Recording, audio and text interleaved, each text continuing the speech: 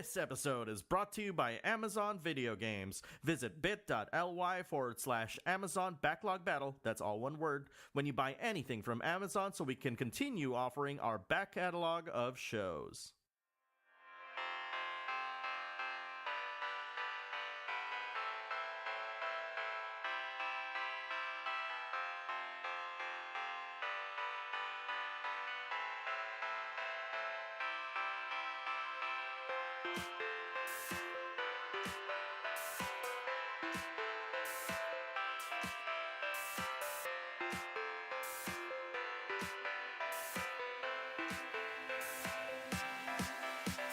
This is the Backlog Battle Podcast, episode 175.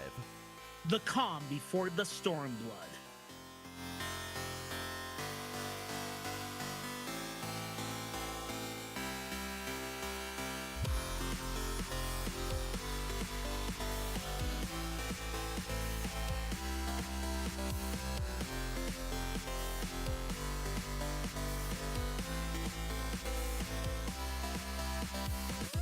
Hello, everybody, and welcome to another episode of the Backlog Battle Podcast. This is Alex. And this is Anthony. What's going on, sir? There's something I need to get off my chest. Oh, no. Here we go. Okay, so we had the E3 episode last week, and we had a lot of good stuff, right? Okay. To talk about. But there was an announcement about a week ago or even less than that angered me. Really? What is it? Bubsy. Fuck that. I am surprised that you didn't bring it up last week. Well, it was E3. That's I know, why. but it's technically part of the, like the E3 leaks, though, right? No, it's not good enough for E3. It's not. It's not good enough for E3. Okay. Whose fucking idea was this to bring back that little bastard who shouldn't? Everyone's all like, "Oh, Bubsy 3D was bad. Bubsy 3D." Well, he had two 16-bit games that were just as bad. That was just fucking garbage.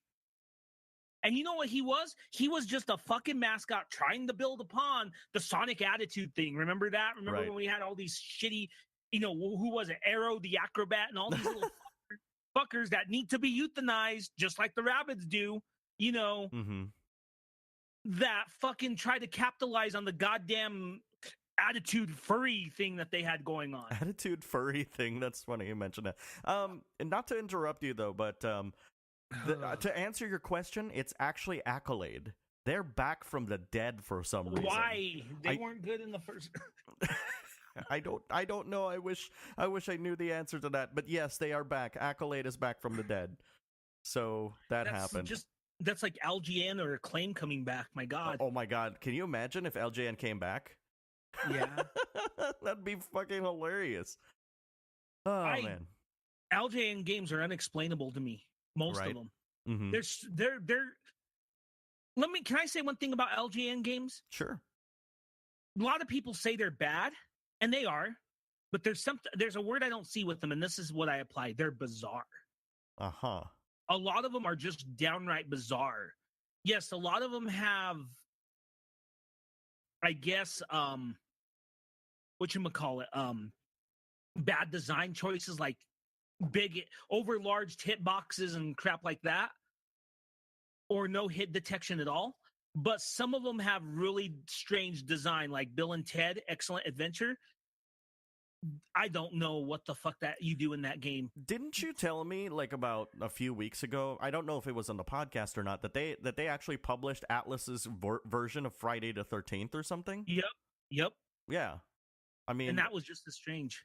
I mean, it's they seem to be just a publishing house. Maybe they're just a localization house, and maybe all these games. No, they're not. No, they mostly developed a lot of their games. A lot of the movie-based stuff they developed, those X-Men games.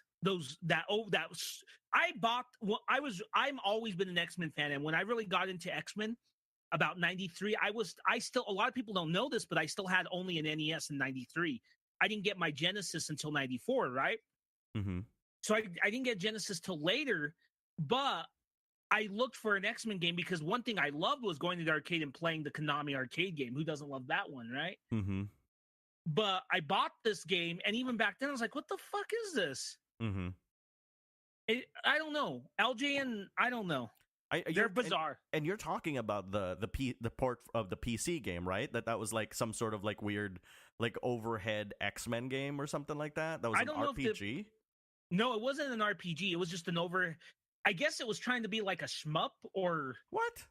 Yeah, it's really weird. Like there was no RPG elements. You choose an X-Men and like Cyclops would shoot shit, and you know, like Wolverine would just punch and you just fought enemies. But then there were these strange parts where you couldn't progress, and they were these strange puzzles, but you didn't know they were puzzles because they were so goddamn cryptic. Wow. Really bad design. Mm-hmm. And that's why LJN was bizarre. They would have commonalities with, you know, with a lot of things that were wrong, but then they would take it to a new level.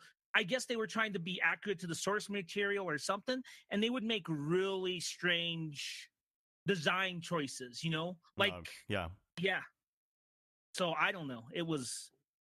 It's really, I don't know what to say about LJN. Yeah. I know a lot has been said about them, mm-hmm. but I've never really said it, and I think they're just fucking bizarre. Mm-hmm. Yes, those are horrendous games, but they're bizarre too at the same time. It's amazing. Let's put it this way: at least I actually played the Friday the 13th, and compared to the current one, like I feel like, man, I don't know. It's so controversial to kind of say like, hey, the NES one is better than the online one, because apparently people are having fun with the online Friday the 13th game, even though of course there's there's not a lot of choices, you know. But it's like, to me, like, you know, I don't even want to talk about it because I feel like, you know, unless you've actually played the game, you obviously don't know. But also, let's not forget that it's a $40 game with 4 or 5 different Jasons and 3 maps. There's a lot of counselors and all that stuff, but, you know, who the fuck wants to be the counselors? They die all the time. Yeah. Maybe the psychic one from like 4 or something, but I don't even know if like that person is there, you know? Like, again, like it's, you know, some people say like, well, you just need to learn how to play the game, but again, you know, it's a matter, to me, it's more of a matter of value. And I feel like, you know, Dead by Daylight is a better value in terms of like, you know, variety. Right. You know, so, and it's a much quicker experience. Like I've seen like Friday the 13th, like games last for quite a long ass time. So there's that. Anyways, so back to Bubsy, or should we not go back to Bubsy? well, there. Just one thing. Again, I think this is important to reemphasize. Everyone goes back to Bubsy 3D, and yes, Bubsy 3D was garbage, you know. Mm-hmm. But let's not forget those 2 games weren't very good. Now, I did look at the trailer, and to be fair, it looks not too bad. I don't know about you. It looked bad to me. I was like, wow, this is derivative shit. It's derivative, but that doesn't necessarily mean bad. You know, I thought the same thing as you did, because there's a lot of derivative shit that I don't mind. Mm-hmm. You know, that's good to pass the time. But but there's like there's like some sort of like threshold, right, where it's a buy for you or like a complete pass. And for me, like what I saw from that Bubsy game was just a complete pass, because I'm like, I don't really like the kind of character platformer that they were showing with that Bubsy trailer. Right. And it's like, and how much is this going to be? That is the other question, right? Like, you know, I mean, is it, if it's free on PlayStation Plus, sad to say, I would probably download it, because guess what? It's part of PlayStation Plus, right? But like otherwise, it's like, why? No, you know what's funny is I feel the same way about this as I did Mighty Number 9. I knew something was wrong with it. Mm-hmm. Does that make sense? Yeah. Yeah, it's the same apprehension. Same goddamn apprehension. And look how Mighty Number 9. I have no interest to still buy that game. Right. If I want Mega Man, I have 10 fucking Mega Man games that I have access to that I can go play. And they're releasing a collection too as well. Again, a Mega Man game? No. Like there was the Mega Man Collection 1, and then there's Mega Man Collection 2, which actually goes all the way to Mega Man 10. Oh, I want that. Yeah. So, when is that coming out? I don't know. I'm looking it up. Yeah, you should. That's good news, because a lot of people know that I have this love for one of the least popular entries in the game, and that's 8. Yeah, and it will contain the PlayStation version of 8. They confirmed it. The PlayStation version? Yeah. I've always wanted to play the Saturn version, which a lot of people have told me is better. Yeah, maybe they just couldn't find like any of the ROMs for that anymore, and that's why they picked the PlayStation version. At least that's what I read, okay? Like, I don't know if this is actually true, because again, like, I have a passing interest in it, but not really like a full interest like Anthony does. But when I saw it, somebody said, like, yeah, the PlayStation version of 8 is the one that's going to be thrown in a game, so... Which makes sense, because I think that did the Saturn version actually arrive to the United States, or no? It did. Okay. So there's no excuse then. They should have probably picked that, yeah. Yeah, and a lot of people like it because there's some extra features, and then it had like Woodman and I think Burnman, the fire guy from 2. I'm forgetting his name. Airman? But that's why a lot, Heatman. Okay. Heatman. Yeah. Interesting. So there, yeah. So I'm looking at it now, and it looks like this new Mega Man collection. It looks like it's going to have Mega Man 7, 8, 9, and 10, as you said. No X Games, right? Which is, I kind of agree with people who want that in there. Mm-hmm. You know what though? As I think they should be in there, but if you look at it from an aesthetic level, X is a whole different beast in terms of, like, I guess what story is in Mega Man compared to Mega Man, the original series. Right. And it's a little tonally different. Like, Mega Man is a little bit more whimsical, whereas the X games are a little bit more badass. I don't know if you agree with that. But Anthony, how are they going to release the inevitable Mega Man X collection for us to buy? Good point. Yeah. That's exactly why, by the way, people, in case you guys are wondering, because that's going to happen at some point. So. So what I'm reading here is this was revealed at E3.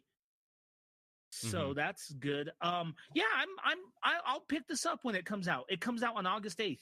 Nice. So yeah, I will definitely pick this up. I think it's worth it for the $20. And one thing I am reading is it includes both the PlayStation and Saturn versions, which is weird. Nice. That's pretty good. Of 8. Yeah, if I play it, I want to play the Saturn version of 8. That's cool. So, yeah. So what's new with you, good sir, in the gaming world? I want to talk about Stormbl because that just came out last week, and by the time you guys listen to this, I haven't actually played the game yet. I will tell you what happened with me, though. Then this is kind of really pissing me off right now, because you know how slow PSN download speeds are, right, Anthony? They're pretty fucking slow. So, it was too late for me when this happened, but I wanted to patch my game before the early access for Stormbl. So I basically booted up my PlayStation for a copy of Final Fantasy XIV, and it patched the launcher, and then when it launched, it gave me a system error. Like, an actual system error, as if, like, it just couldn't boot up the game, right?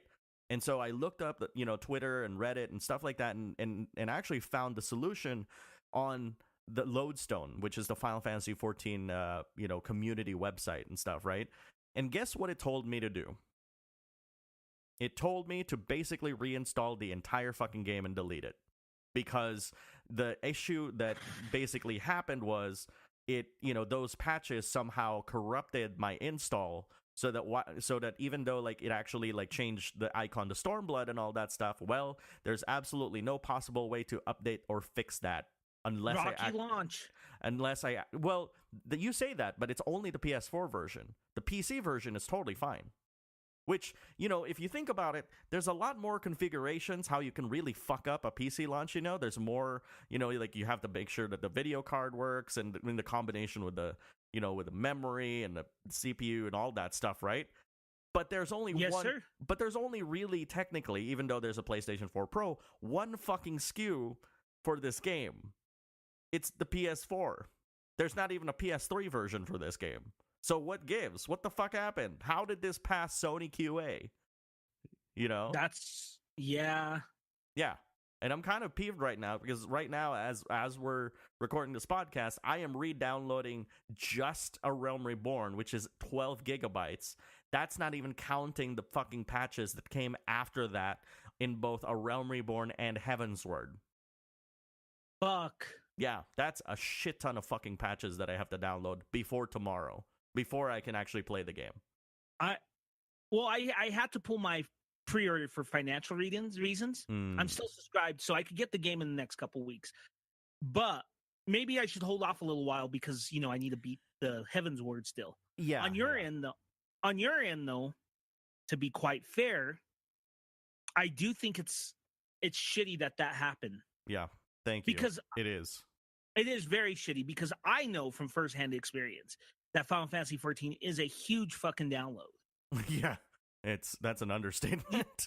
Yeah. Do you remember the days when people would complain, oh, this MMO is 4 gigs with all the updates? Remember that nonsense? It's the same shit. It's just the different file size. Now it's like 75 gigs. Mm-hmm.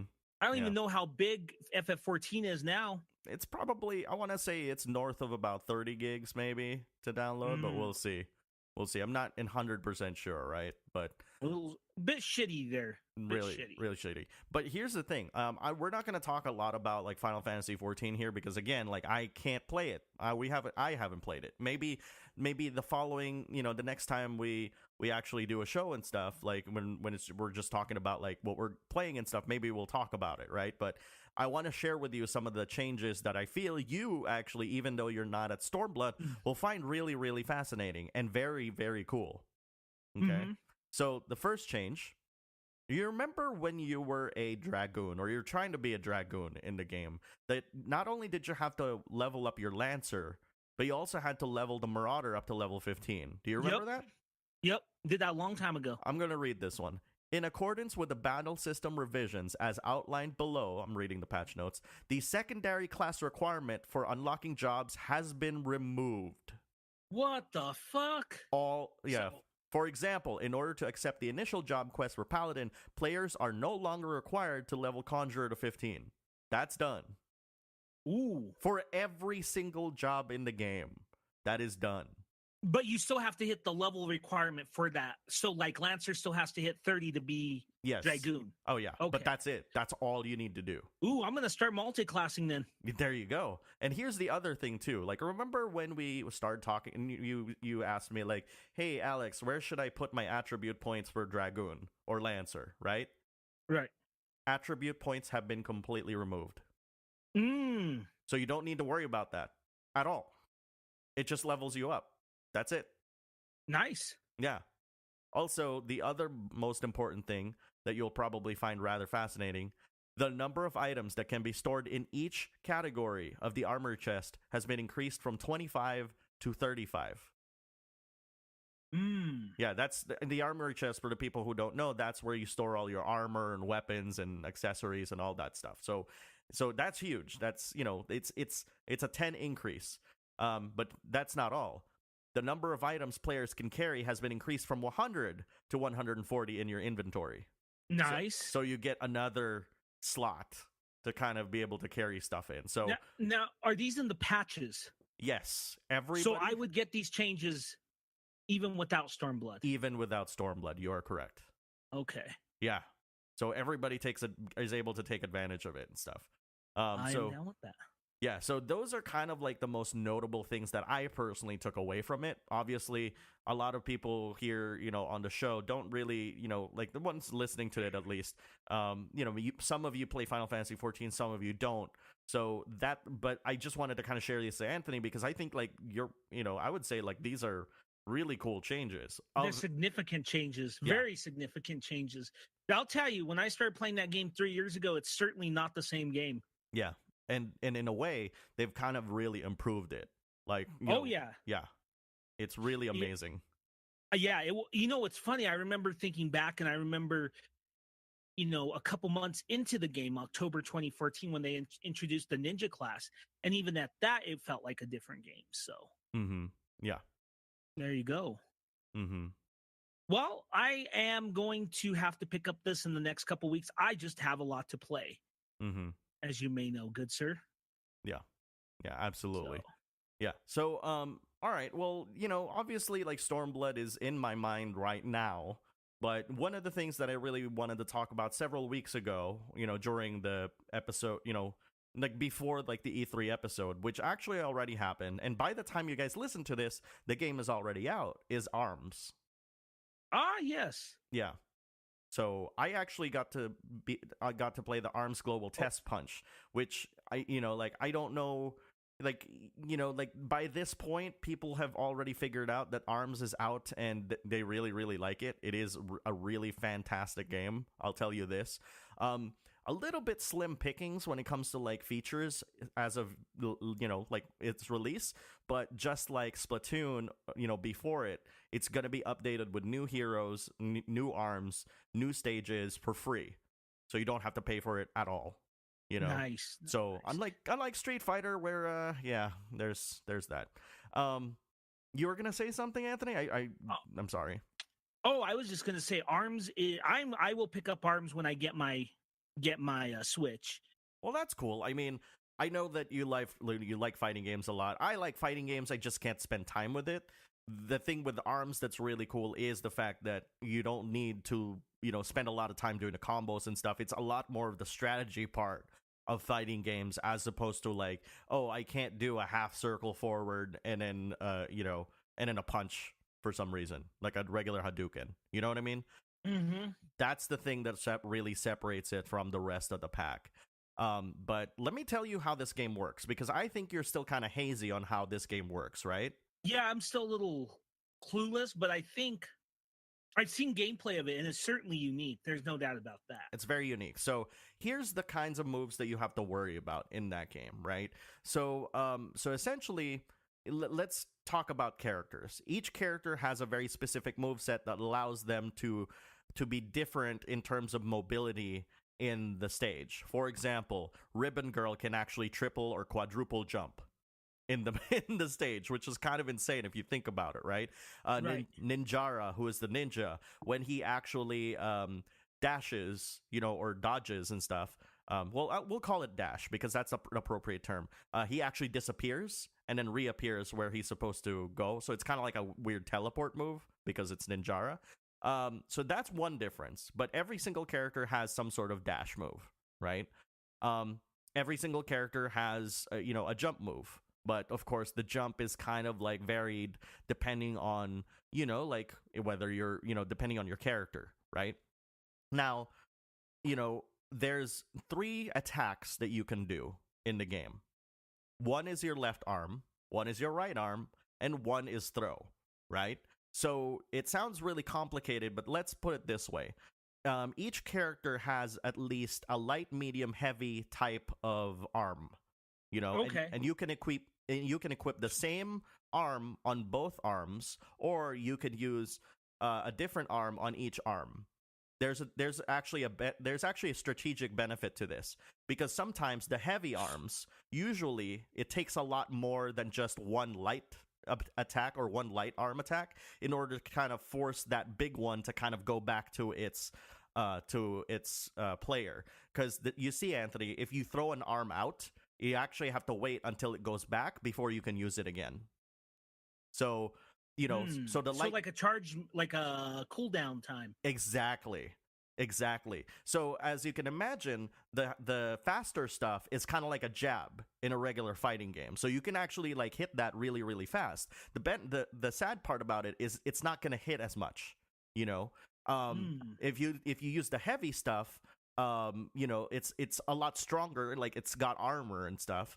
And you can kind of push it back. All the arms you can push back, by the way. But, there's different properties to each arm. Like usually the heavy arms are kind of like, if you can imagine big bowling balls, like that are trying to hit your character and stuff, and you're trying to jab it away. It's kind of like that feeling where it's like you're gonna have to spend more time pushing that back, and it's maybe just better to like either jump or dodge it as opposed to like trying to push it back. You know what I'm saying?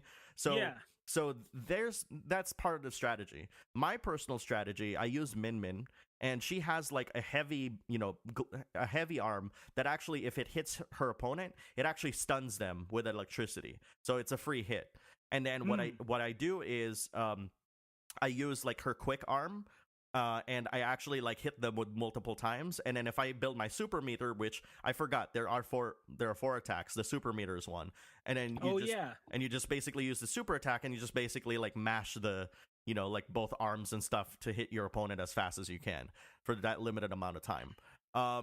So you're probably wondering like, okay, well, this sounds pretty simple. Where's the technique in this? Well, remember that I'm telling you I'm telling you that like the arms travel, right?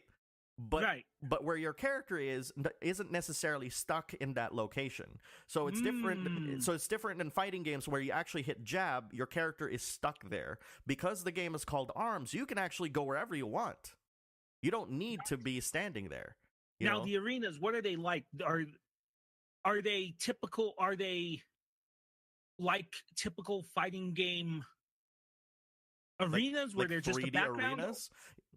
Or are they like some fighting games? I'll give you an example. DOA 5, where choosing the arena can matter. Yes, actually, it can. Okay. Because and in each character has their own stage, right? And there are different mechanics that each levels have. The one that I played is there were two ones that I played. One is where I think it's Springman's level, and the other one is Helix's level, which is like the little weird like blobby dude and stuff. In Springman's level, the main arena, the center of it is kind of samey. It's kind of very simple, right? But if you go to the edge, there are actually trampolines that actually you can jump on, so you can jump higher than most of your enemies' attacks, which is, convenient if you're trying to dodge and stuff like that. But but also like the thing the thing that's going to be tricky when you're learning the game is that, especially if you're using a the Joy-Cons and the motion controllers, which personally, Anthony, I actually love using the motion controllers for this. Nice. Yeah, this is really so good. They don't feel gimmicky? No, because here's the thing. When you throw out your arm out there, if you twist or turn like the rotation of the Joy-Con, you're actually controlling the trajectory of your arm. So it doesn't have to go in the trajectory that you threw it in. You can actually curve it. It's kind of like, you're bowling, right? You're kind of curving it or arching it and stuff, so that way it may avoid like some certain punches and kicks that that certain characters might have. You guys, are you getting the kind of gameplay? Yeah, I understand it. You know what, too, when I was watching, what it kind of reminded me of in a way, a little bit? I think I know what you're going to say. What am I going to say? Power Stone? Yeah, how the fuck did you know? Because that was the first thing that I thought of in my brain, too, on how it actually played. It reminded me of Power Stone mixed with Virtuon for the Dreamcast. Oh, that's a good one. Because actually, when you hold the Joy-Cons and how you actually move your characters, it's very much like you're using two joysticks controlling your character. It's exactly I see where you get the Virtuon connections. Yes, and actually, it works extremely well. That's the thing that's really scary about it. Now, we've talked about, how you play as characters and stuff. You can block, but here's the thing. If you throw out a throw, which, mind you, if you throw out a throw, both your arms are actually kind of glued together, and their properties are kind of negated. So, it basically will just travel forward or wherever you kind of arch it, right? Throws can actually, grab blocked opponents. So blocking will not prevent that from happening. So you can imagine throws are actually very strong in this game, because it's almost like what you're trying to do is you're trying to overwhelm your opponent to block, and when they finally block, you throw the throw out, and then you throw them, and do the attack. What a lot of people do is once they successfully do the throw, they do the super right away, so that they can actually get people's life down, because they'll still be kind of spinning in the air and stuff, and so there's a surprisingly huge amount of strategy to the game already that is really fascinating to think about, because there's really only a few things that you can kind of use and stuff, but generally you can kind of get in there and actually do really good against other people. It's really fucking cool. It's probably the first fighting game that I played that I was like, man, this is legit, gonna make people think about like how to make fighting games more accessible and not to dumb it down, but make it also deep so that, like you remember, and I'm sorry if I keep repeating this, but the Tony Hawk mentality that I keep saying, simple to pick up, but wait, before you go on. Okay. I think you should always mention it when it's relevant. Okay. So don't ever worry about redundant because it's an important point. Yeah. I love the idea of, simple to pick up, but it takes forever to master. And this has that. And most Nintendo games have it, which, I am critical of Nintendo, especially in the past, but they... Not anymore. Not anymore, I guess. But, like, their games embody that, and that's why, like, to me, like, I'm so excited about Splatoon 2 as well, because that's another game that, is kind of the same vein, and that now it has, like, a single player. It's kind of makes sense for me to pick it up now. When does Splatoon 2 come out? August. Oh. Cool. Yeah, I know it's like every 2 months we're now getting a new Nintendo game, right? That was even more so than the Wii U or the Wii at one point. And what I mean about the Wii, let me elaborate something on the Wii, okay? Mm-hmm. Because some people are like, "Oh, we got games all the time on the Wii." You did, but you got a lot of shit. Yeah. I'm talking about Nintendo games, right? Because when I had a Wii, there were big gaps for Nintendo games, and then there was Carnival Game 6. Yeah. Fuck me, Christ, or Rabbids. Rabbids 12. That's, to be fair, the Rabbids game we're getting is really good. Okay, like that's not like the shovelware stuff that they had before. No, it's not, because there's people involved in it that are quality game makers. It's just I hate them. Let me elaborate that again. I don't think the Rabbids game looks bad. I just hate the Rabbids. The idea, the concept behind them. I hate the characters. I don't know if I hate the concept behind that game, but I hate the no. The concept behind the characters is what I mean. Oh yeah, yeah. They're the minions of video games, just not as popular. Yeah. So and the minions are annoying too. I haven't seen a single one of those, so I wouldn't know. I did ride the theme park ride during my. Was it fun? I would much rather have them kept like the Terminator, like live stunt show action thing that they had in its place, but amusement park connoisseur here. Yes, quite indeed. Huff, huff, huff. Okay. You know what? I'm a comic book connoisseur, but I'm a dumbass when it comes to roller coaster. I ride a roller coaster and I'm like, yay, fun. But you're like, it has too many twists, but the trajectory was wrong, but the going up was great. That's how you are with roller coaster, which is totally fine because I am that way with motherfucking comic books, but you are truly an amusement park connoisseur. Yeah, I gotta say though, like, not to deviate from a subject, I was honestly worried about the Twilight Zone Tower of Terror disappearing from Disney California Adventure, because I don't know if you heard about this, but Disney lost the license for Twilight Zone. They just didn't want to renew it, so they rethemed it as Guardians of the Galaxy, and I was like, oh no, like this is a quick cash in, right? Like this is never gonna be good. But then when I actually like rode the ride, and and riding the ride for Disney always starts in the queue line, right? They got the entire original cast. They got Benicio del Toro actually like reprising his character as the Collector. In fact, it's his building. It's basically like his building for his collection, his museum. And the storyline was actually really good. And they actually amusement park.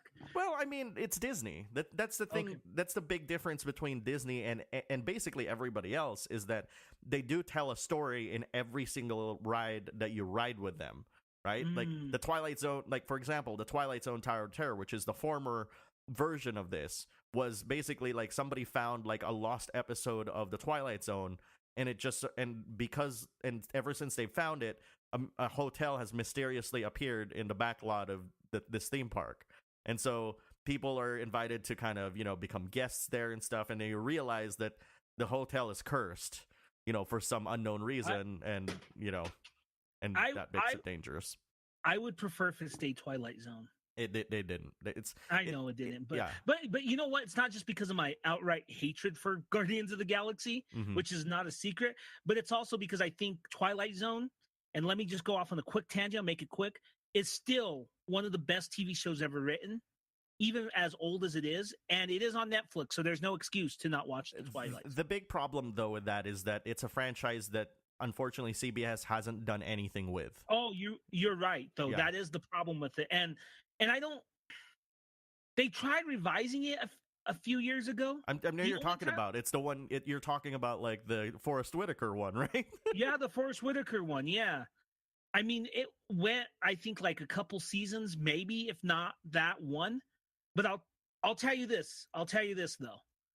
I'll tell you this. The '80s one held up well, and so does the original. So. Mm-hmm. But yeah, Twilight Zone is good. What do you think of Twilight Zone, though? Other than I love it. I love it. Cool. And the thing is, like, and like I said, that's why it was so difficult for me to ride the new Guardians ride initially, because I loved the story of the hotel, the haunted hotel that had just sprung out of nowhere. You know, like with the guests being trapped in the hotel because of some, weird circumstances that surround it. You know, there's a deep lore and story within that hotel. In fact, they even have like a mysterious TV that turns on when you're in the library that shows like Rod Serling actually narrating the ride. You know, for some reason he's been dead for years, but somehow he is talking about the ride and in person in the TV, right? You know, so obviously it's Disney magic. It's not, it's not obviously like Rod Serling doing the voice. It's a voice alike, but it was actually Rod Serling who was actually acting in front of it. It's just that they took footage from an old Twilight Zone episode where he was doing the exact same gestures, and then he superimposed it onto something else, which to me, like, I thought that was still really neat. But cool stuff, good stuff. But, let me just finish this off, because obviously this is way off tangent. The reason why I turned around and liked Guardians of the Galaxy is because it had the humor and the actual feel of the Guardians of the Galaxy movies. So it has the great music, which, by the way, there are 6 different songs in Guardians of the Galaxy on the ride itself. And what song actually plays will determine what show or ride profile you get. Meaning there are 6 different ways to actually ride the ride. And it will always be randomized. For example, one of the stories, Baby Groot, actually slams onto like an anti-gravity button like on the storyline. And then you'll notice the elevator just kind of bobs up and down to kind of simulate anti-gravity. And you'll notice like the rest of the Guardians of the Galaxy are kind of like floating around. They're trying to stop Groot from from messing things up again. And so the story continues from then, and that's why the elevator is like so like erratic in its movement and stuff. But the story is pretty simple. It's the Guardians with Rocket trying to free everybody and stuff. So regardless, the Guardians are going to be freed. It's it happens after the second movie, so Mantis is there, just because. But it's really good. Like, it feels more fun as opposed to scary. Like, there was a little girl that was in our group that was crying because of the, anticipation to ride the ride. But then, like, when we got off, like, she was, like, so happy that she's like, can we go on it again?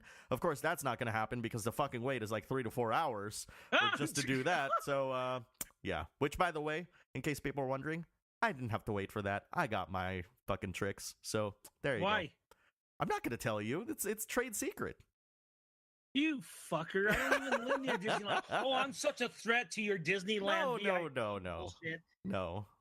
I am such a threat to it. Me in little Rocky, Colorado. I'll obviously tell you. I'll obviously tell you when we're hanging out. But, okay. Oh, you might have some problems from our audience then. Well, they'll figure it out. Let's put it this way. To get a fast pass for that ride, you actually have to wait about 75 minutes, at least. Mind you, it's not summer yet at Disneyland, but the wait is already 180 minutes for that ride. God, yeah. So we, again, this was part of my birthday week. So I did want to talk about this, but I don't know if this was the right place. But going back to ARMS, because no, it's fine. It's fine. Okay. But it's fine. We talk whatever the fuck we want to talk about. I know. But going back to ARMS, though, I mean, so we talked about the characters. We talked about all the moves that you could do, which is fucking fantastic. You can imagine just by adding different arms, though, Anthony, even if they patch it in, it could really change the way that you play the game, right? Because, I mean, and it really, to be quite honest, there's some really fucking cool shit that each character does. Like, my personal favorite character, Min Min, she's basically she's based off of like a box of ramen, I guess her design actually looks like her hair is like ramen noodles and her cap is like a ramen bowl turned upside down. It's kind of cute. She can actually kick punches back with her feet, and she's the only character that can do that, to my knowledge. What? Twintel, who is like the Nicki Minaj character of the group. I've seen her. Yeah, well, you know this. So basically, she uses her hair, not her arms, to actually like do the punching and kicking.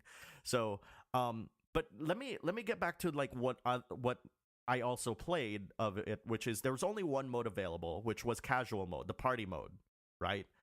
I gotta tell you this, Anthony. The Switch is wireless only, but I've never felt like that wireless networking was flawed at any point in time. Unlike the PS4. Unlike the PS4. I have played people in Japan, like, you know, an actual battle and gameplay, and there's no delay. Like, you know, maybe like I've been kicked out of one game here and there, but that was it. You know, it's really solid. And let me explain to you how party mode works, because it might sound confusing. Party mode is basically the game's way of doing casual mode. And the way that they do this is that they throw you into an 8-player lobby, and then what'll happen is the server will just randomly pair you with different people to fight against in different modes. So, for example, if people are already fighting, but there's also one other person that hasn't been fighting, the server will try to pair it with you, and then try to pick a random game mode to play in, whether it's volleyball, basketball, or just a regular fighting game mode, right? And it's seamless. The server does it really fast. It's really cool, and you don't even have to worry about it. You just basically, you know, get into battle, get out of battle. Each battle is one round, so it's not like a 2-round affair at all.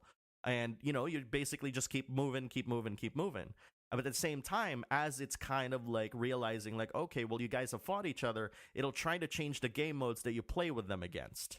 You know, which is really fucking cool. And here's another thing that is actually really cool, especially for you, Anthony. You and your son can actually share the same screen and do party mode as well.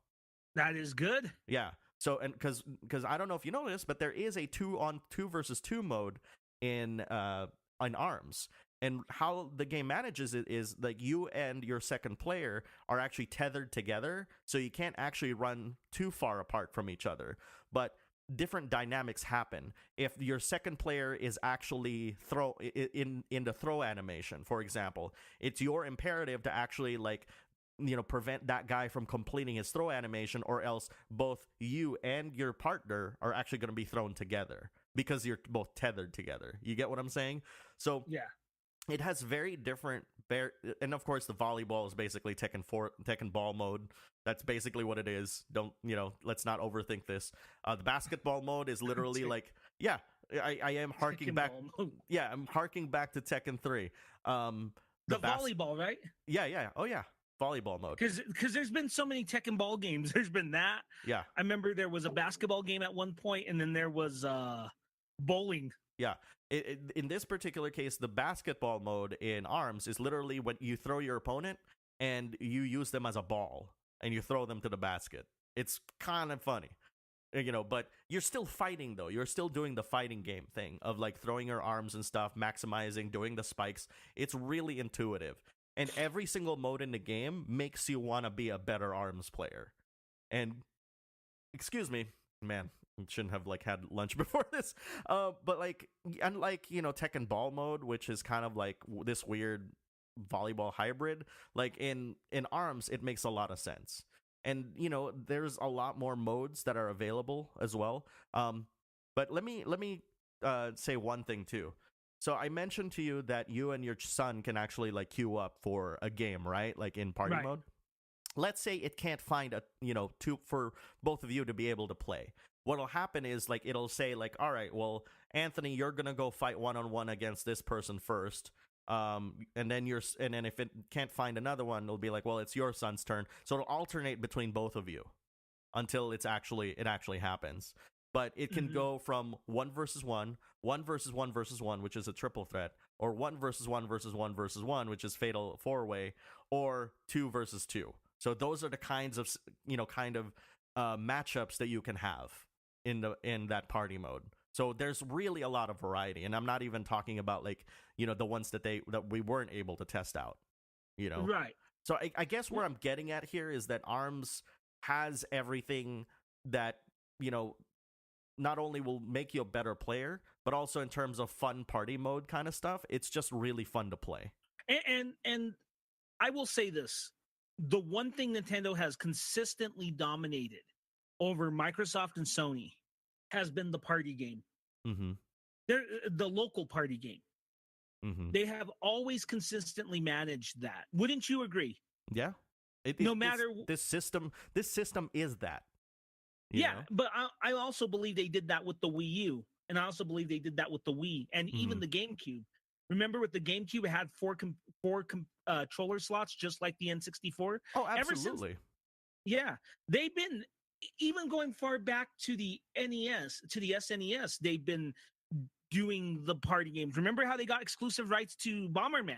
Mm-hmm. I mean, those are some of the best versions of Bomberman you can still play up to this day as the Super Bomberman games. So. Right, yeah. So ARMS is just further evidence of a legacy that Nintendo has just been killing it, And also, exactly. And it also helps that the system actually supports that idea now, right? And it's mobility. It's you could do that mobility. You could take 2 Joy-Cons, right? 2 whole Joy-Cons. Mm-hmm. I could take it to school and set it up and have 4 players, right?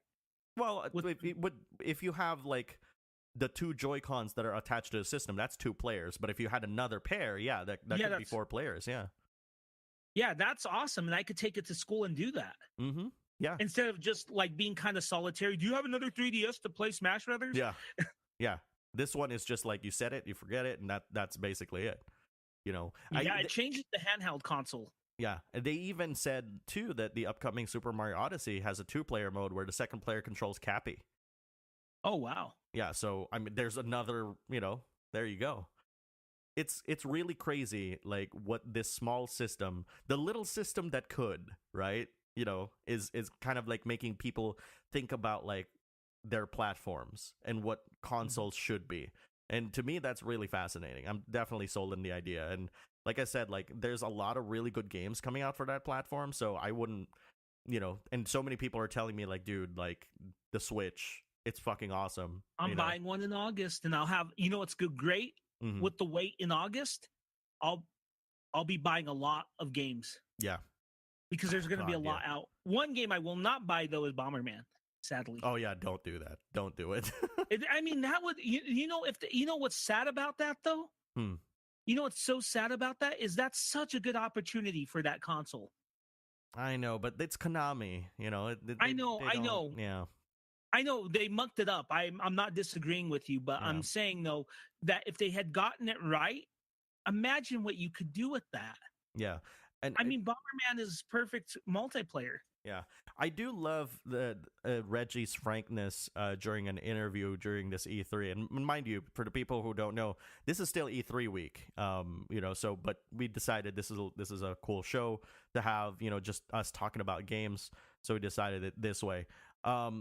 Reggie basically said, like, we want to deliver a world-class online service, and we've realized in the past that we haven't had a world-class online service. So we wanted to get it right by pushing it back to 2018 and making sure that all the pieces are working together. And also lowering the price, and also offering that that virtual console library, whatever it's actually called, the marketing is called. It's really fucking like for $20 a year. It's almost like, why wouldn't you? It's like a third of like everybody else's subscription service. Yeah. Plus you get the library. Idea. Plus you get the library. Yeah. How many games do you get in that library? I don't know, but here's the thing. All of those are going to be online enabled. Ooh. Yeah, so, like all those virtual console games, whatever they are, they're going to be playable online. 2 episodes ago, Xander spoke about that. Mm-hmm. And that's good. I mean, that's going to be great. You could just hop on Contra 3 or something. Right. The biggest difference, of course, from back in back in that episode is that they were still doing the whole, like, 1 month you get that virtual console game for free and then you have to buy it. In this one, as long as you're a member, you have that whole library. Yeah. Yeah. That's a better proposition, I think. I agree. Yeah. So good stuff. Yeah, good stuff all around. And it's over here, on the podcast, like, E3 is petering out, but we're still getting a lot of really good stuff. Like, well, let's not underestimate the fact that 2017, regardless of how the holiday is going to be, is still a fucking badass year for gaming. Hell yeah. Hell Mhm. yeah. Yeah. So that's your Switch update for us this week. Yes, that's the Switch update for this week. Oh, and by the way, as far as theme park and Switch updates are concerned, the lines were moving too fast, so we couldn't really play a lot. So there we go. Oh, gotcha. Yeah, sadly. Yeah. All right. So real quickly, before I go on to what I really want to talk about, Okay. Injustice 2 real quick. Jason Todd, Red Hood came out. Yes, and I heard that Sub-Zero is coming out next month. Yeah, okay, cool. And then it'll be Starfire after that. Okay. Because she's the next one revealed in that pack. Oh, okay, cool. So yeah, the first pack is Red Hood, Sub-Zero, and Starfire. And because I bought the deluxe edition, I bought the ultimate edition for $99. Mm-hmm. I'm gonna get all the characters, so I could tell you how they all play. Mm-hmm. Jason Todd is not my cup of tea, though. Mm-hmm. He's more of a counter character. A lot of his moves are just counters. Mm-hmm. And his super is cool, but he's just not my cup of tea. So I've been sticking with my main Wonder Woman. So okay. Oh, okay. I thought. Oh shit! Am I remembering it wrong? Because I thought that your main was Black Canary. I grew with Wonder Woman. Okay, all right. Black Canary's really good, but she's Jason Todd light. What does that mean? She does rely on the counters, not as much, but I'm not a countery guy with a lot of counter moves. She's now, the thing is though, like, also from what I've seen, and again, like, I've only watched like maybe a few FGC people play this game. One of which is PR Balrog, who actually mains Black Canary. Like, the struggle with Black Canary is that if you really want to take advantage of her actual ability, her, I don't know what you actually call those abilities, the ones that have the bars on the bottom. The Sonic Scream is really good. The Sonic Scream is really good, but to really take advantage of that against a zoning player, you need to wait until it's fully charged. And that takes a long-ass fucking time. And then you need to really be on point when it comes to actually getting right next to your opponent to deliver the mix-up. It's really, really challenging to do that. Yeah, I do agree with that. I do think that charge is a little long because with other characters, their charges are not long. Mm-hmm. And some of them are really, really good. Maybe a lot better than what she does. For example, too good, right? Yeah, like Flash slows down things for the character. Right. You view things the way the Flash does, or because that's a misconception about the Flash. When the Flash runs really fast, I'm going to get comic book geeky on you, okay? Mm-hmm. The Flash looks like a blur of light, but from his perspective, everything slows down tremendously for him. So he'll see bullets and things like that move really slow, and he'll pick them off like if they're just standing still. Right. That's that's his kind of extra ability. You see it from that perspective. Right. But you're really moving pretty fucking quick though. Mm-hmm. So that's just how the Flash works. And then, Wonder Woman is interesting because sometimes you get a random attribute, right? Mm-hmm. So when you hit circle, this is the interesting thing about Wonder Woman. She'll say, "Bless me, Ares, your attack increases," right? Mm-hmm. "Bless me, Hermes, you get faster. Bless me, Athena, your defense increases." Interesting. It's very random, but it's always helpful. Does that make sense? It's random? Yeah. You hit circle and you get a benefit from a god. Okay. And it matters because, of course, Ares is, war. That's why your attack increases. Mm-hmm. Hermes is fast, et cetera, et cetera. So there's that. Right. So yeah, I've been maining Wonder Woman. I really have been good with her lasso. She has this really nice lasso grab. She does have a defensive move, which is the bracers. And it was funny because today I was playing a match against this guy who's trying to spam me with the green arrow. Mm-hmm. Because his circle attack is the arrows, right? Right. And he kept trying to spam me, and he didn't understand. He had voice on, and I didn't. And he's like, why aren't I doing damage to him? And he was obviously a new player. I was using her bracers. Oh, so is it like a parry or like a projectile absorption kind of move? It's a attack absorption, because remember with NetherRealm games, sometimes even if you block regular attacks, it still does chip damage. Sure, yeah. And the bracers block every attack and absorb it completely. So Right. So there's that. That's kind of cool. Yeah, like that's actually pretty interesting. Yeah. I got to make sure I can get my ping higher, and I would love to play with you. Yeah, I think like I said, like your upstream is pretty low, so need to fix that part of it. But not, until that happens, unfortunately, it's just not in the realm of possibility. But I know you want to play it. Yeah, I mean, I have some not curiosity. buy it, but play it. Yeah, I have some curiosity for it. I'll tell you this though. Unless you want to talk more about like Injustice, I don't want to kind of keep. No. I'm done with Injustice. I want to talk about the next game after this. But go ahead. Okay. So I actually went back to Destiny. Okay. Recently, I know, like I asked you to kind of go back with me in Destiny, but like you're playing some pretty important stuff, obviously. But like I got Persona 5 and Persona 3, which I want to talk about a little bit later on. But sure. That's not my big game. Okay. Yeah. So basically, like all this was going on and stuff, and like E3 was going on, and Destiny 2 is being shown a lot. Which, by the way, I did pre-order. So I am getting that. And here's the thing. Like, I want to explain like why I kind of decided to get it. I'm getting it because I know of at least several people that I'm good friends with that will play it with me. And as most of these games that have like MMO style kind of things like function really well if you're there on day one. Like you're not like trying to catch up to people who are already max level, that sort of thing. So I kind of decided, okay, well, let's nail this down and get to the ground floor and let's pick it up. But before that, I was trying to sate my hunger for that game by playing Destiny, the original one.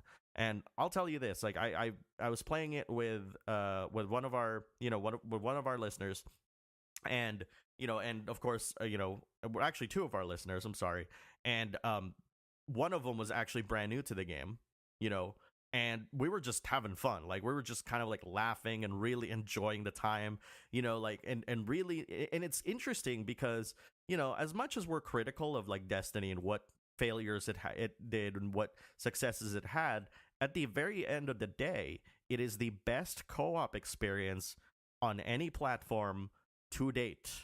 Like in terms of completeness, like it is at the end of the day, the state of Destiny 1 now versus what it was back when it started is complete 180, and it just feels like a different game also. Like for example, like when we started the game there, it was just like, all right, well, these events are happening and stuff. But then now, because of the Taken King expansion, there's these things called the Fallen that start randomly like kind of spawning from everywhere. And then like a big, world boss pops out and tries to beat the shit out of you. And, and of course, everybody in that area who sees this or is aware of it tries to congregate in that area. You try to finish it with each other and stuff. And, it's a struggle by every single person there. And I'm pretty sure we talked about this when Destiny came out, but regardless of your level, whether you're level 1, level 2, or you're level 40, which is the maximum level, you are getting the same experience, across the board. Like the enemies are just as challenging. You can't, if you're level 40, you can't just one-shot people. You can't just one-shot enemies, because where's the fun in that, right? It's a fucking shooting game. Right. And so because of that, it's like, it feels like, like a solid co-op shooter. And it's a co-op shooter where you can actually casually joke around with people and stuff, laugh, have fun, in my case, in the past couple of days, eat breakfast and shoot, kind of situation. And it's really, it's really engaging, because we don't need to do much to have fun in this game. Like we could basically like talk about like the loot that we have, we could do like a dungeon here and there, or a strike in their parlance, and just really, truly, really appreciate like what the game is giving us. And with Destiny 2 fixing a lot of the problems in the first game, it's it's just gonna get like tons better, and again, like, man, I'm back in. What can I say? Mm-hmm. You know? Yeah, I don't know. I tried it. It's not my. I don't know. I re-downloaded it. Okay. I like it, but maybe it's we just should. not my. Maybe we should play it at some point whenever you're free. You're free. That is. No, I don't. I that's not really a game. I have it, and maybe I'll go back to it, but it's really not high priority at the moment. I know. You're definitely indulging with a lot more RPGs lately, a lot more intellectual kind of gameplay. Yeah. But it's like to me though, like going back to Destiny isn't the same as going back to a Call of Duty, for example, because they're just the feel of the weapons are just very different. You know, and Destiny, while its lore it was never really realized in that first game fully, it's still, you know, eventually towards the end it did deliver like, you know, like that epic, you know, spacefaring adventure that they pretty much like promised in the beginning, albeit not as involved as Master Chief, but it works because, like, again, I feel like the main focus of Destiny is the community, you know, and I don't know if you know this, Anthony, but did you know that the Big Show actually is a huge Destiny fan? No, I did not. Yeah, he actually like hosted like a panel with like Bungie CEO like at E3 last week, which is kind of ridiculous. That's pretty cool. Yeah, and I don't know. I'm not feeling the whole Destiny thing at the moment. Yeah. Not my thing, you know. I also tried some Titanfall 2. I'm not feeling shooters. I think you're just kind of like shootered out, or actually more appropriately, I haven't even really played that many shooters over the last few years. More appropriately, I think you're action gamed out. Because because if you think about it, like Batman is kind of the same thing. You just kind of put that aside. We'll see. You know, like, I mean, the one game that you finished over the past year or so was Uncharted 4. But otherwise, any sort of action or adventure game, you haven't really finished. I mean, I think that's accurate. You know, tell me if I'm wrong, but I think that's accurate. I don't know. I finished Final Fantasy 15. I finished Pokemon. Maybe I don't know. But they're very RPG heavy games, though. Yeah. You know, like very systems heavy. Like we're talking numbers and progression systems that are pretty deep. You know what I'm saying? It's like you can make people can make the argument that Destiny and Final Fantasy have commonalities in terms of how they they're very different games, you know. But I don't even know how you can compare those two games. They're both action RPGs technically. The only difference is one is a shooter and the other one is more like a traditional third person, like kind of hack and slash kind of game, you know. So, but I don't know. Anyways, I think you are, and this is not a bad thing. I hope this is not coming off as a negative thing, but like I think it's more like you're getting really into your RPGs, because I feel like also we've talked about this a lot. This is the first time that we've had kind of like almost a JRPG renaissance where a lot of them are coming out, and now it's almost like you had a drought the past generation of good JRPGs, you know. So now it's I still have Tales of Berseria and a bunch of other ones to tackle. So and let's just add Ni no Kuni 2 and like Xenoblade Chronicles 2 to that this year, and Valkyria Chronicles Revolution or whatever it's called. Here's the thing: I almost have a feeling that you might not even get into that because of your current tastes, because it's not even an actual RPG or strategy game anymore. It's a Dynasty Warriors style game. Yeah. Okay. Then there you go. Yeah. So, I mean, I'm sorry to be the bearer of bad news, but it's, you know, got to be real here. You know, got to be true to like what you're really into right now. And then we have Zodiac Age, which I might get to give Final Fantasy XII another chance. I actually got that pre-ordered. You got it? Pre-ordered, you do? Yep. Oh. I actually have like there's a really interesting deal right now that's happening on Amazon.com, and yes, I'm gonna shill right now, by the way. If you buy like a $20 gift card from like either, you know, your grocery store or your GameStop and stuff, and then you actually put it in your gift card account, and then you put it towards something like maybe a pre-order or an actual purchase, you actually get $10 additional when you actually do that. Yeah. So could it be more than 20? If it's more than 20, you'll still get $10. So it's just $20 or above if you refill that, and it has to be like from a gift card. It's not like your credit card or debit card. But I'm not sure, right? But I'm actually gonna physically buy a $20 gift card and then plug it in, and then But that's kind of like what I did with some of the games that I want to get within the next year or so. Like like I basically did that.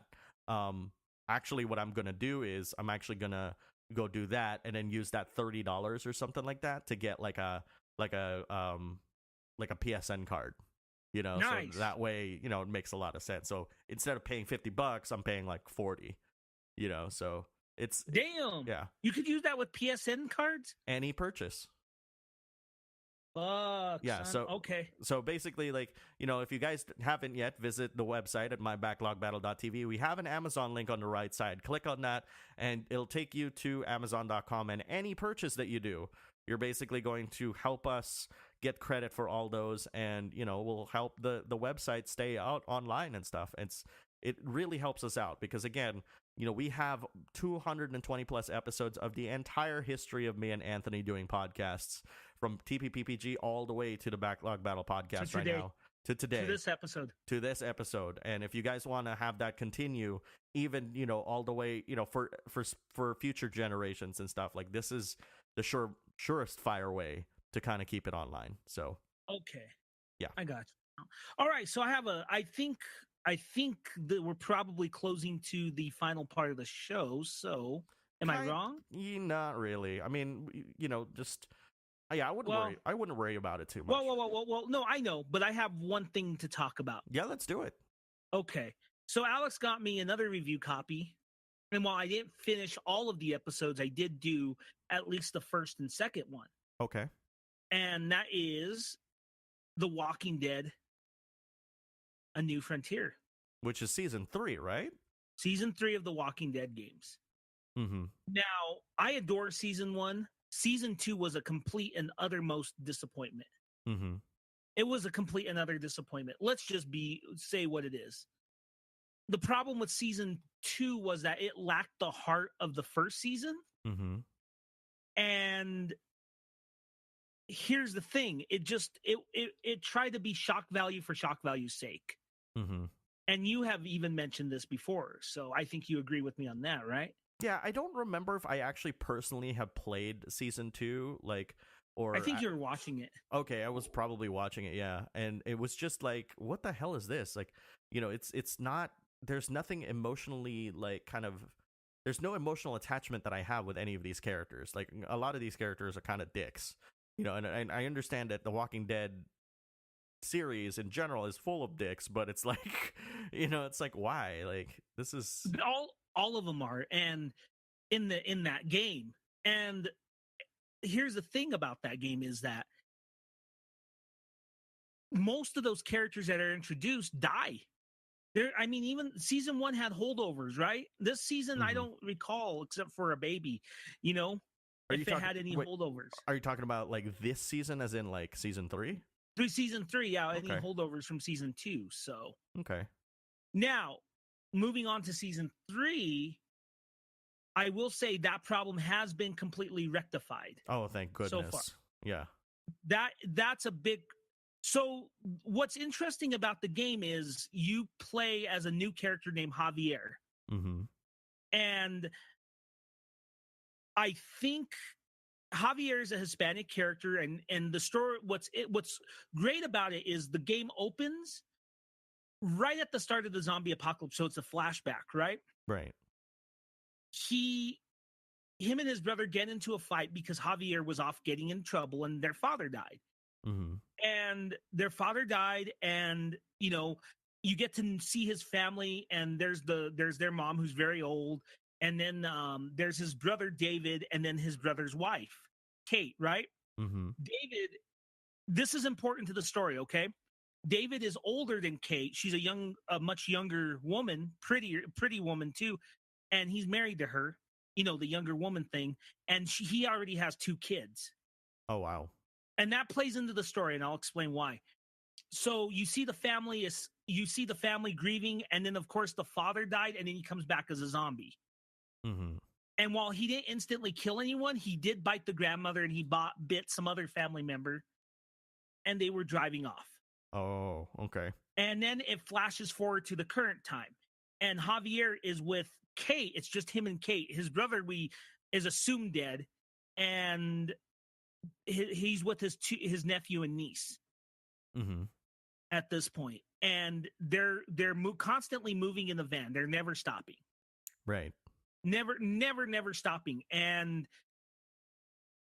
there's a lot of romantic tension between him and Kate, which you could of course egg on if you want, being it's a Telltale game. And then some shit happens, some bad stuff happens, which I like the way it was resolved because it wasn't shock value. And then he gets separated from the main group. He gets abducted, and there's an ambush for this group, and guess who saves him? Clementine. Oh, nice. And what's interesting about her character is I think her character development in this is fucking fantastic. Wow. Because the way she's portrayed now this is years after the second season, right? And she's probably about 14 or 15, but she's a much more independent character than she was even in the last two seasons. So she's grown up a lot. Okay. And she's a lot more hardened, and that character development shows. So you have this already likable cast of characters, which is really good. And I'm actually wanting to play further on than where I'm at. So story-wise, this game is good. And I don't want to go further because talking about Telltale games is exceptionally difficult. Because with other games like, say, Injustice or even Destiny or others, we can talk mechanics. Right. These games have QTE events. They have kind of shooting pieces, and they have decision making. That's about it. Very simplified versions of a lot of the mechanics we generally talk about. Right. And I'm liking the story a lot. I think that's what's keeping me played. Here's my complaint, though. And I think as much as I liked Batman last year, the problem with Telltale games is they're too fucking comfortable with the way they design their games. The engine looks the same. I'm sorry to say that. They just said that the Batman one is the start of the brand new engine. But look at it. It doesn't look that different. Yeah. Do you agree? No, I agree. I'm just kind of not necessarily playing devil's advocate, but I'm just kind of relaying information to you that, Telltale says that this is a brand new engine, but I also agree with you that it doesn't look any different than what it was. All right. Well, yeah, I don't know. It doesn't look much different, and they really need to change some of their mechanics somehow. There's got to be a way. You think you hit a threshold, and I see people like Pokemon evolve it. I'm not saying this is the same game. You know what I mean? Yeah. But they just need to somehow elevate it. The game, their mechanics.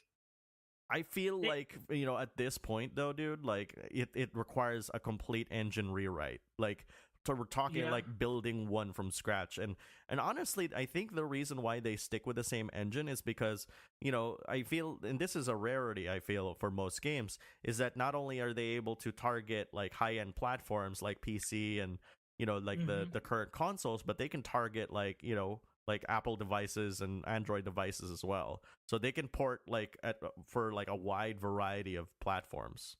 You're not wrong there, but I just feel that they just need, regardless of the reasons, I just feel they need to mix it up. I'm not saying their games are bad by any means, especially now. I think, Walking Dead Season 2 was a misstep for me. And a lot of people do agree with that. I think it was a big misstep. But the thing is I have to, with Telltale games, I hardly ever look at them almost from a mechanic base. It's always looking mostly at the story. And that's how I'm looking at Walking Dead Season 2 as a story, because I've always said the problems was too much shock value. They had a great villain, and they ended that plot line too quickly. So what you're trying to say is like, it's kind of like owning a dilapidated jalopy that can get you from point A to point B, but really, like, on the outside, it's a dilapidated jalopy. You know, like, at some point it's gonna break, and you know, and it's still breaking from my understanding, actually. What is? Well, that engine, remember, like, all the save issues and stuff, the saves getting deleted, that sort of thing. Yeah, but I can go, but I'm not saying I'm done with Telltale, because I have thought that they have improved with story. Okay. I did have a hard time getting into Game of Thrones. I'll try to give that another chance. But I did have a little bit of a difficult time with Game of Thrones. Batman, I got overwhelmed by other games last summer, so I'll go back to Batman. I do want to go back to Batman, actually, more so after playing New Frontier. Okay. Of course, I have no interest in Guardians of the Galaxy because it's Guardians of the Galaxy, and I really don't like what Marvel did to that franchise. So there's that. Right. And there's some Telltale games I'm just not interested in. Another one I don't care about is Minecraft Story Mode.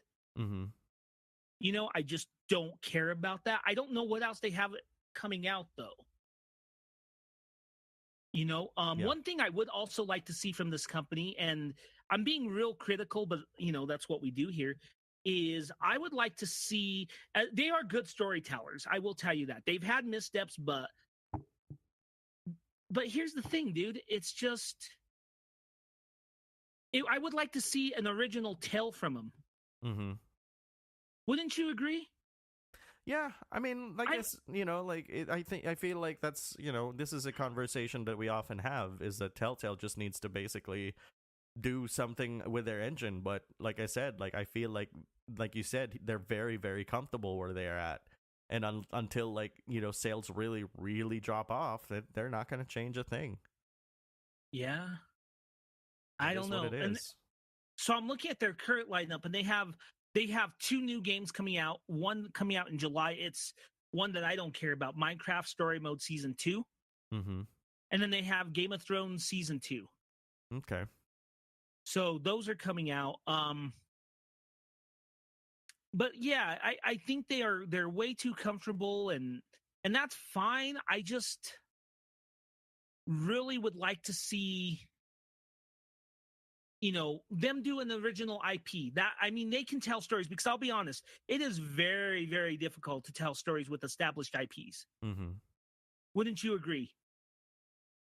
Yeah, I mean, you know, as far as I guess, you know, for me and stuff, like, I'm just kind of done with Telltale in terms of their games. And they could tell as many stories as they want until they actually substantially overhaul their engine for enough for me to care about. I'm not even gonna care enough for them. Now, mind you, I did not buy a New Frontier. I was not planning on it. I probably wouldn't have, but I got a review copy thanks to Alex here. And I will say this, I think with a New Frontier, I am pretty, I like it. I like those the new characters, and I like the fact that you're not playing as Clementine. I think that was one of the best decisions they made. I like that character, but what they did with her, there are flashbacks, though, that you play as her, but you don't primarily play as her. You play as Javier. Right. And I like this new character, and I like his new family, and there is a shocking moment, but the way they did it was effective. It didn't feel like, oh my God, they're just doing it to kill characters off like they did in the last one. And all of those characters were dislikable. And there are dislikable characters, but I think, you know, like, they introduced a very kind-hearted nurse character that's really likable. There's Javier's little family that's likable, you know, and of course Javier and Clementine. And I don't know what's ahead, but what they did was really good, and I really like the new main character. So I'm going to stick with this. But, you know, is it as good as season 1? Well, that remains to be seen, I think.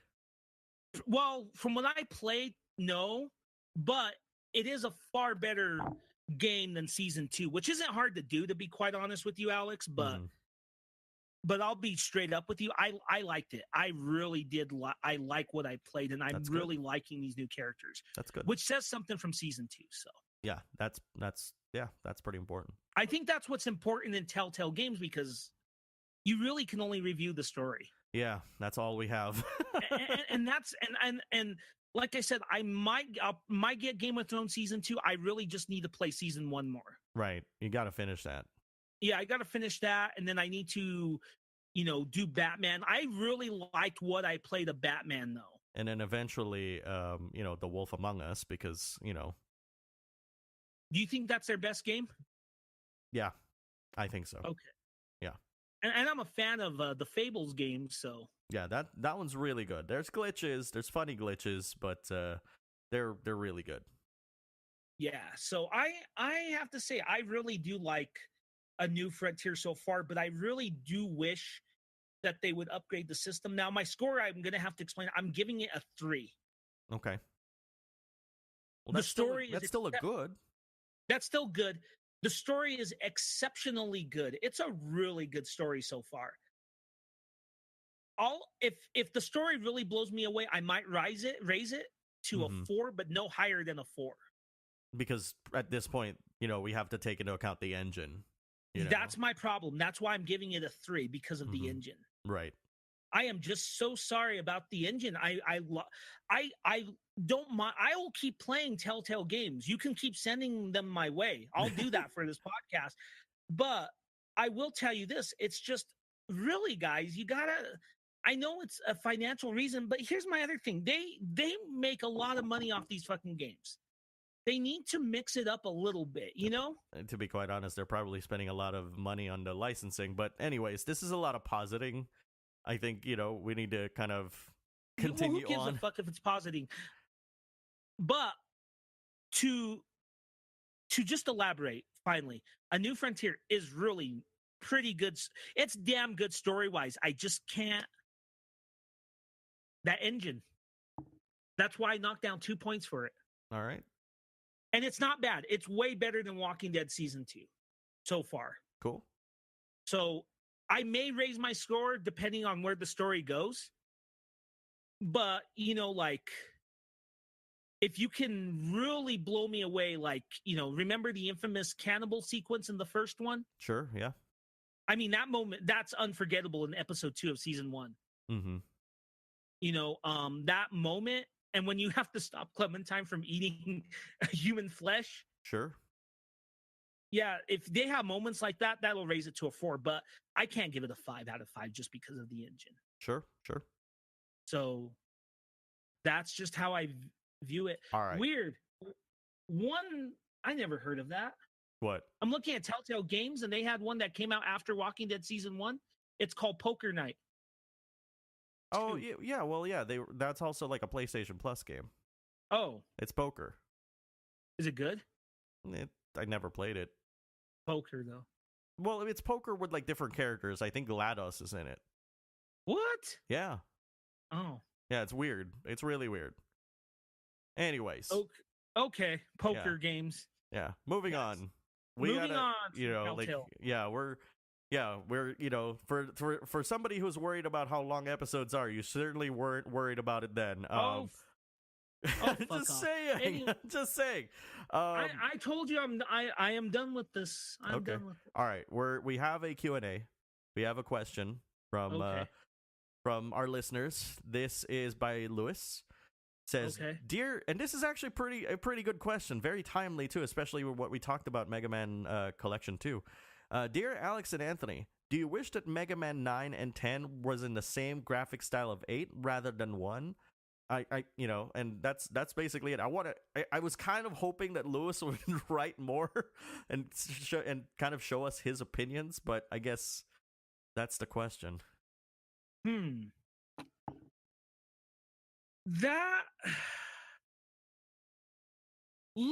me a moment. What do you have to say on this? I don't mind either way, but I feel like if they're gonna make it in the same graphic style, you have to go the distance, right? Like you can't just be like, all right, well, it's in the same graphic style, but we're not gonna do the anime sequences.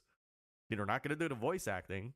It has to be the whole complete package, right? Right. You can't just be like, all right, well, it looks like that. It would be like a port of a bad port of like a TG16 game, right. Like to the Super Nintendo for that matter. It would be the Dracula X on the Super Nintendo of Mega Man games, which you don't want that. You want it to actually feel like a complete thing. I am in the camp of it should be left alone. I do love the art style of 8. I have made that no secret. I would love to see other Mega Man games look like that, correct? Mm-hmm. But sometimes graphical upgrades are not that simple. So you look at Mega Man 9, right? For example. And Mega Man 9 is not just a mere, how can you put it, graphical change. It's not just doesn't look like an 8-bit game. It plays like one. Mm-hmm. And people forget this. Sometimes the graphics determine how the game plays.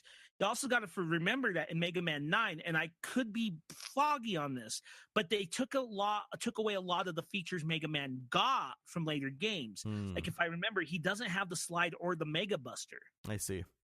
If I remember correctly. I remember that they were trying to make it more like 2. Okay. Than anything else. Right. So I don't mind 9 or 10 being the way they are for the sheer fact that that's how those games were designed. Right. So basically, it in essence, you're kind of respecting the decision of the whole package to go with the way that they went instead of like keeping with like the Mega Man 8 style. That's respectable. Yep. And I think if they make a new one, kind of move away from the 8-bit. And I'll tell you why. One, we see it all over the place. And number 2, I think if, Capcom were to make another mainline Mega Man game, which isn't going to happen, but then we said Shenmue 3 isn't going to happen, so go figure. Mm-hmm. Or the Final Fantasy VII Remake. But here's the deal with that, my friend. It's just, I think they need a new graphical style for that new Mega Man game. Because then I think it would be lazy. Right. You got your nostalgia Mega Man. Let's move to something a little bit cleaner. I don't know what that is. It could be, rendered graphics in our modern day style, or it could be something in the line of Mega Man 8, which I wouldn't mind seeing. I want to say like there is still the magic median between PlayStation Mega Man and 8-bit Mega Man, and I feel like we haven't actually found that yet. And what about 7? I don't think so. I it doesn't really I don't think 7 is that. Because I feel like what I mean by that is that from a art design standpoint, like what really defined the NES era is the limited palette, right? Like the limited colors and all that stuff. So they really made it very cartoony for a lot of the characters. Like if you remember the hot dog from like, the Woodman stage, or, the penguins from, I forgot like what level they are in like Mega Man 2 or Mega Man 3. I don't even remember. I have to play those games again. Like the larger characters look very much, like they were peeled off of like a manga or an anime, which is great because it worked with the color palette. And then you go to Mega Man 8 where it's just like, all right, we can deliver like 16,000 plus colors and stuff, and Mega Man looks like almost really like an anime and all that stuff. And like I want something in the middle. And the reason why I say this is because with the recent revelation of Marvel vs. Capcom Infinite coming out, and how people are just really against that art style, right? A lot of people started going backwards and comparing the current art style for not just Infinite but also Street Fighter V to the old school like turn of the century fighting games that Capcom had, the original 2D ones, which is kind of funny because of course Arc System Works has perfected creating 3D models to make them look like 2D characters, kind of like like in Guilty Gear, and now more recently Dragon Ball FighterZ Z, which I think a lot of Marvel vs. Capcom players are going to start playing. So in general, what I'm trying to say here is Capcom has a really poor art design department with them right now. And they need to create they need to kind of ramp that up more as opposed to focusing on mechanics, right? Focusing on systems. A lot of the time, we sometimes seldom talk about like the graphics because it's expected that when we talk about it here on the show, they're pretty good. But this is a situation where somehow, from a gameplay standpoint, they're really, really fucking good. But the problem is that the graphics are like kind of like by the wayside. But, you know, I would much rather play a pretty game than, I'm not saying it does look like this, but rather than playing like a really deep fighting game, but the characters look like stick figures. Right. You know? Yeah. So, I mean, that's kind of like a long-winded answer to, you know, to Lewis's question, but I feel like, I think like we're both presenting some really important viewpoints here. Exactly. So, I think you did as well. Yep. So, alrighty, well, I think that about does it for this episode. I know like this is kind of like an abrupt cut, but like, you know, we're trying to kind of make this a little bit more manageable and stuff because we have recorded like 2 episodes this week. It was going to be 3, but then, you know, we're like, oh God, no. And I got to deal with like a stupid fucking Stormbl, you know, reinstall like on my PS4, which really sucks. But we have some great stuff coming up. Yeah, we have some great stuff coming up. I don't want to kind of tease it because, you know, things may change. As with our podcast, a lot of things sometimes change. But do stick around, of course, for the next few weeks. We got some amazing content for you guys. And remember, we are going to go into like a 4-week hiatus, but you're going to still receive some really fucking awesome episodes. And before we go, we want to stress that we have like an amazing Facebook group on Facebook called the Backlog Battle Podcast community. If you search on that on Facebook, you know, you can hit join and stuff. We'll approve you within minutes or, you know, a few hours, depending on whether we're busy or not. And you can interact with a lot of the listeners on the podcast. And, you know, feel free to open your own thread and stuff. It's going to be really freaking awesome. At any rate, thank you guys so much for joining here. You know, today it's been a really fantastic week here at E3. And of course, you guys are listening to this post E3, but you know, it'll be back to normal, I guess, is what I'm saying after this week. So until next week, we'll see you guys later. Happy gaming. Thanks for listening to the Backlog Battle Podcast. Don't forget to email us at podcast@mybacklogbattle.tv if you've got any questions, comments, or suggestions from today's show. You can find Anthony on Twitter at twitter.com/MagusX1 and on YouTube at youtube.com/MagusX1. You can find me on Twitter at twitter.com/MyBacklogBattle or on Facebook at facebook.com/MyBacklogBattle. The intro and outro song is credited to Laszlo and is titled Imaginary Friends. It is available everywhere where music is sold. On behalf of Anthony, this is Alex saying take care and enjoy your week.